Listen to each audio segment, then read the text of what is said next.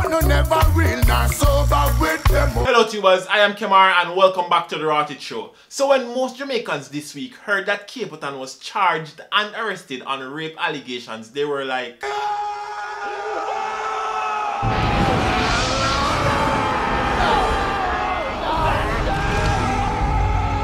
how could the righteous fireman name be called up in a Babylon bangarang is what most people are asking. But then again, you don't know if you never go a full roost, fowl wouldn't shit by you.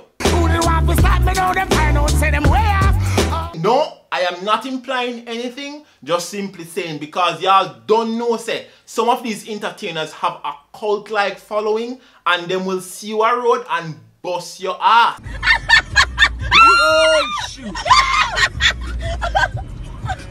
Oh my God, no! And of course, we all don't know so there's three sides to every story. On his side, he's saying that he's being extorted for money. And on her side, she had reported being assaulted, and somewhere in the blurred line of this controversy is the truth. So like most of you, me just want to know. But really going still, you know what I mean? I wasn't there. This is a typical case of he said, she said. But it looked like some people on Facebook and YouTube apparently was in the same room counting the many strokes. So then my question to you out there is, who came first? Wait, wrong choice of words. But poignant nonetheless. So according to Capleton's manager, demands were being made on the artist, and he decided to make a report to the police.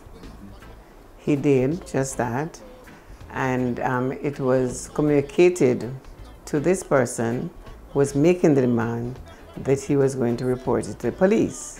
Which of course is validated by Capleton's lawyer. There's in fact a parallel investigation investigating this young lady for attempting to extort money from the artist. Voice notes was sent to him as part of the extortion process. So let's do the maths. The incident occurred on April 20th. However, the woman in question reported the matter to the authorities on May 2nd. 4 days later. And guess when Capleton reported the case of extortion, people? The same day he got wind that the woman reported the matter that she was raped. Something happened during those 4 days, and only God, him, and the woman can tell. I tell the fans to be strong, you know what I mean, and I said I'm in good spirit, and injustice will always be a part of the thing, you know what I mean, but as we say, you know, we're confident in the victory of good over evil. All I know is that everybody is quick to make assumption and victim blame and put them head on the black for the characters of these individuals. Man being, you know, a human error, you know what I mean, so surprise would be pushing it a little bit. You can hear anything happening to anybody at any time.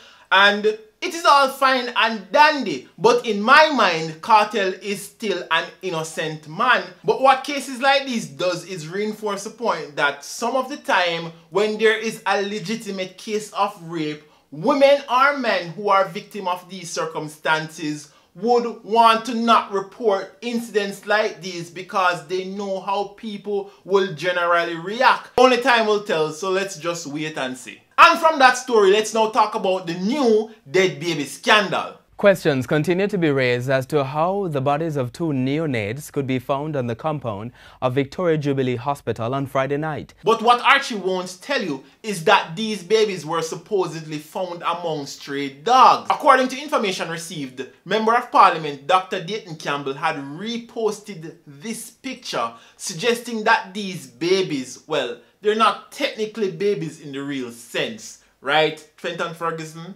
Were among dogs being ravaged by these animals. Well, to find out exactly what happened at the Victoria Jubilee Hospital, we asked the senior medical officer, Dr. Orville Morgan. I'm just back from leave, right? Meaning that if never there at work, don't call him name, it is not his problem, so don't mix him up. So it is to my understanding that the incident stemmed from a pile-up in the hospital. I was aware that there was a pile-up before I went on leave.